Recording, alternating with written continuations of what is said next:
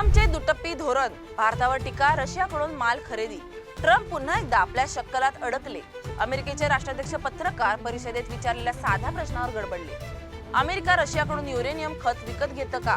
त्यावर ट्रम्प म्हणाले, मला काही माहितीच नाही. I don't know anything about it. I'd have to check, but we'll get back to you on that. Yeah, please. असं ऐकून भारतीयांच्या भुवया उंचावल्या. स्वतः रशियाकडून महागडी आणि दुर्मिळ वस्तू खरेदी करणारे आणि भारतावर टीका करणारे ट्रम्प हेच आता कोणाला शिकवणार? ट्रम्पचं भारत विरोधी पॅटर्न नवीन नाही. आधी म्हणाले, भारतीय आमचे नोकरी खातात. मग सुरू झाला H-1B व्हिसा बंद करण्याचा खेळ. नंतर भारतीय वस्तूंवर टॅरिफ, दंड लावण्याची धमकी आणि शेवटी अमेरिकेच्या शेअर बाजारात $1 ट्रिलियन फटका. पण भारत झुकला नाही. भारताने स्पष्ट सांगितलं, आम्हाला आमचं हित माहित आहे.